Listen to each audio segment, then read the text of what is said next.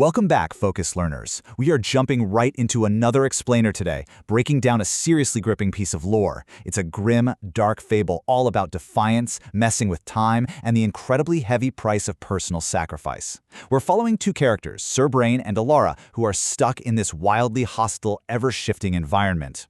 By looking through a Fichtean dialectic lens, thesis, antithesis, and synthesis, we're going to figure out exactly how you fight back against a universe that's literally trying to erase you. Okay, let's dive right into this incredibly stark opening quote. Sir Brain, who's occupying what the lore calls a temporary form, looks right at his companion Alara and drops this line. Notice the total lack of your typical warm and fuzzy reassurance here. He flat out says that his promise to meet her again is not a prophecy. It's not a consolation. It is a logistical assessment. I mean, wow. He's literally calculating the odds of his own survival and projecting it forward in time. It completely sets the stage for our explainer today. In this world, hope isn't a feeling. It's a brutal math equation you have to solve, while reality itself works against you. Part 1. Thesis. Edge of negation. So, to really get why Sir Brain's cold calculation is so absolutely crucial, we got to understand the baseline reality of this universe. The source text brings in something called the temporal library, and this relentless force known as the denser conjugation, or the edge of negation. Basically, reality here, it isn't static.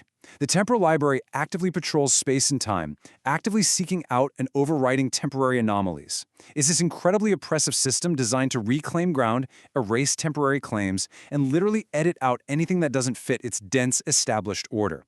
So Sir Brain isn't just fighting some bad guy with a sword. He's fighting the actual fabric of his reality, a reality that is trying to write him right out of existence. Part 2. Ylar's Lens, Gathering Storm. We actually experienced this massive cosmic struggle almost entirely through Alara. She's our emotional anchor here. We feel the sheer weight of this mythic event through her immediate physical reactions. And there's this brilliant contrast between the two of them. The text specifically notes that the synthesized Honest pulse in Alara's wrist tightens once and then just steadies into total silence. She doesn't say a word. All of her tension is internal, right? Tightly coiled as she watches this storm gather. But then you have Sir Brain's temporary form operating with this flat, almost robotic clarity. He's just finishing his calculations, speaking without even waiting for her to respond. It's this intense, internal emotional tension layered right up against cold, relentless external calculation. Part 3. Antithesis. 4 tree inscriptions. Now, what's really interesting about this is how you actually counter something as overwhelming as the temporal library.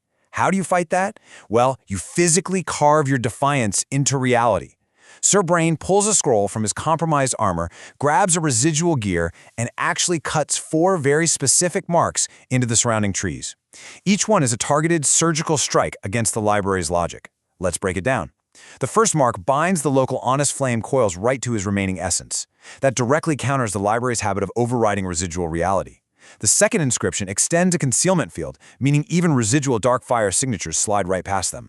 The third mark accelerates hybrid growth, fighting off the library's attempt to let its own artificial plants take back the garden.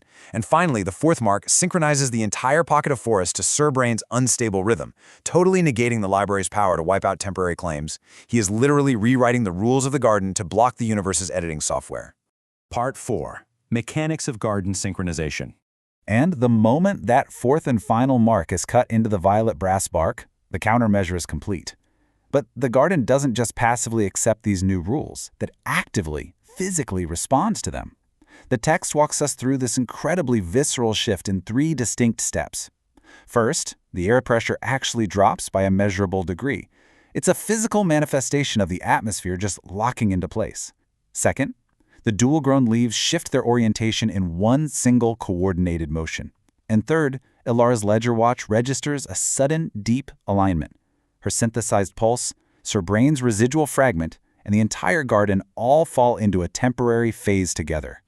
The garden has successfully become a synchronized extension of Sir Brain's current continuity. He has officially claimed the ground. Part 5. Synthesis. The final sacrifice. It's only after that synchronization settles that Alara finally breaks her silence. She realizes the true gravity of what just happened. She tells him, "You are spending the visit to make a longer one possible later," and Sir Brain confirms it. See, this wasn't just some clever trick with tree bark. This was a profound, calculated sacrifice, and it takes an immense toll on his temporary form. This was a completely willing act. Nobody forced him. He actively chose to expend what little continuous fire he still had left.